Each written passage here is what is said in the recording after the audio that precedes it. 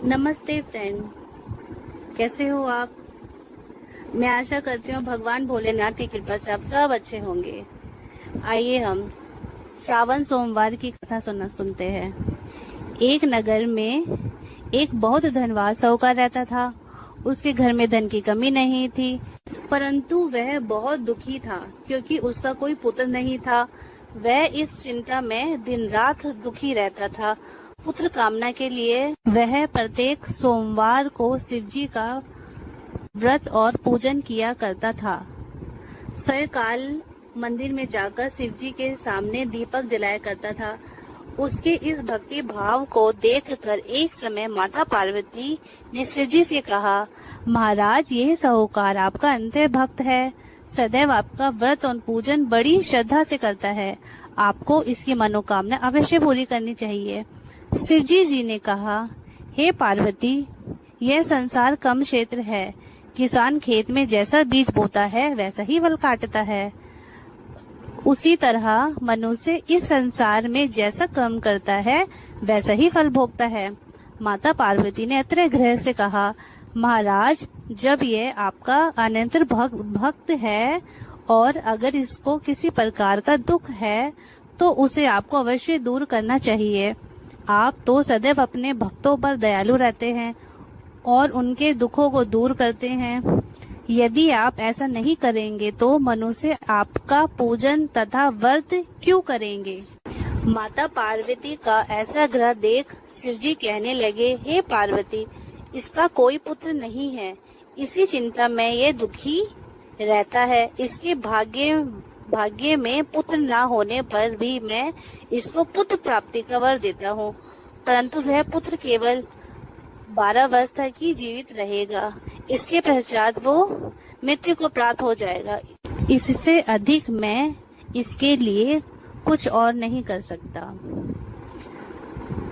माता पार्वती और भगवान शिव का यह वार्तालाप वह साहूकार सुन रहा था। इससे उसको ना कुछ प्रसन्नता हुई और ना ही दुख हुआ। वह पूर्व की तरह शिवजी का व्रत और पूजन करता रहा। कुछ समय पश्चात साहूकार की स्त्री गर्भवती हुई और 10वें महीने उसके गर्भ से अति सुंदर पुत्र उत्पन्न हुआ। साहूकार के घर में बहुत खुशी मनाई गई, परंतु साहूकार तो ये जानता था कि उसकी केवल 12 वर्ष की आयु है, इसीलिए उसने अधिक प्रसन्नता प्रकट नहीं की और ना ही किसी को भेद बताया। जब वह बालक 11 वर्ष का हो गया तो बालक की माता ने उसके पिता से उसका विवाह करने के लिए कहा। साहूकार ने कहा, अभी मैं इसका विवाह नहीं करूंगा, मैं अपने पुत्र को काशी पढ़ने के लिए भेजूंगा। साहूकार ने बालक के मामा को बुलवाकर उसको बहुत सारा धन देकर कहा, तुम इस बालक को काशी पढ़ने के लिए ले जाओ। रास्ते में जिन जिन स्थानों से भी जाओ, यज्ञ करते, ब्राह्मणों को भोजन कराते तथा दक्षिणा देते हुए जाना। दोनों मामा भांजे यज्ञ करते, ब्राह्मणों को भोजन कराते तथा दक्षिणा देते काशी जी की ओर चल पड़े। रास्ते में एक शहर पड़ा। उस शहर में राजा की कन्या का विवाह था, परंतु जो राजकुमार विवाह करने के लिए आया था वे एक आंख से काना था। उसके पिता राजा को इस बात की बड़ी चिंता थी, कहीं वह राजकुमार को देखकर राजकुमारी या उसके माता पिता विवाह में किसी प्रकार की अड़चन पैदा ना कर दे। जब उसने सेठ के अति सुंदर लड़के को देखा तो मन में विचार किया, क्यों ना द्वाचार के समय इस लड़के से वर का काम चलाया जाए। ऐसा मन में विचार कर उस राजकुमार के पिता ने उस लड़के और उसके मामा से बात की। वह राजी हो गए। फिर उस साहूकार के लड़के को वर के कपड़े पहनाकर तथा घोड़ी पर बिठाकर कन्या के द्वार पर ले गए। सभी कार्य प्रसन्नता से पूर्ण हो गए। राजकुमार के पिता ने सोचा कि यदि विवाह भी इस लड़के से करा लिया जाए तो क्या बुराई है।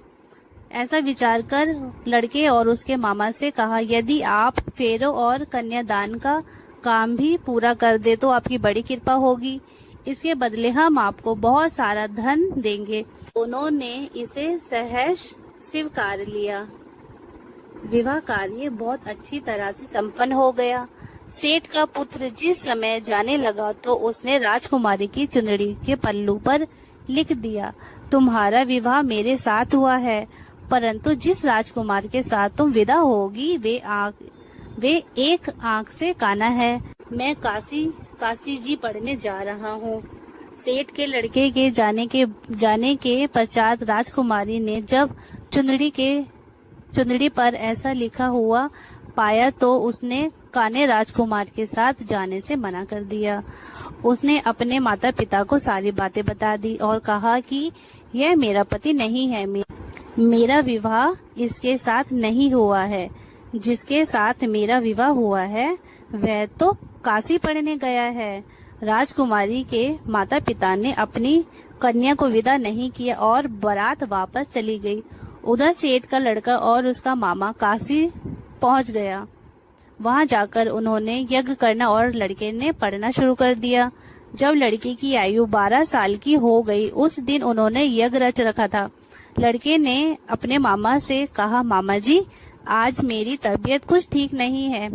मामा ने कहा, अंदर जाकर सो जाओ। लड़का अंदर जाकर सो गया। थोड़ी देर में उसके प्राण निकल गए। जब उसके मामा ने आकर देखा कि उसका भांजा मृत पड़ा है तो उसको बड़ा दुख हुआ। उसने सोचा कि अगर मैं अभी रोना पीटना मचा दूंगा तो यज्ञ का कार्य अधूरा रह जाएगा। अतः उसने जल्दी से यज्ञ का कार्य समाप्त करवाकर ब्राह्मणों के जाने के बाद रोना पीटना शुरू कर दिया। योगवश उसी समय शिव पार्वती उधर से जा रहे थे। जब उन्होंने जोर जोर से रोने की आवाज सुनी तो पार्वती जी कहने लगी, महाराज कोई दुखियारा रो रहा है, इसके कष्टों को दूर कीजिए। जब शिवजी पार्वती वहां पहुंचे तो उन्होंने पाया कि वह एक लड़का मृत्यु पड़ा था। माता पार्वती कहने लगी, महाराज ये तो उसी सेठ का लड़का है जो आपके वरदान से उत्पन्न हुआ था। शिवजी जी ने कहा, पार्वती इसकी आयु इतनी ही थी, सो भोग चुका। तब पार्वती जी ने कहा, हे महाराज इस बालक को कुछ और आयु दे दो, नहीं तो इसके माता पिता तड़प तड़प कर मर जाएंगे। माता पार्वती के बार आग्रह करने पर शिवजी जी ने उसको जीवन का वरदान दिया। शिवजी की कृपा से वह लड़का जीवित हो गया। शिवजी और पार्वती कैलाश पर्वत पर चले गए। शिक्षा पूर्ण होने पर वह लड़का और उसका मामा उसी प्रकार यज्ञ करते, ब्राह्मणों को भोजन कराते तथा दक्षिणा देते अपने घर की ओर चल पड़े। रास्ते में उसी शहर में आए जहाँ उस लड़के का वहाँ की राजकुमारी से विवाह हुआ था। वहाँ आकर उन्होंने यज्ञ आरंभ कर दिया। उस लड़के के ससुर वहाँ के राजा ने उसको पहचान लिया और महल में जाकर उसकी बहुत आवभगत की। फिर बहुत दासियों सहित आदर पूर्वक अपनी राजकुमारी और जवाई राजों को विदा किया।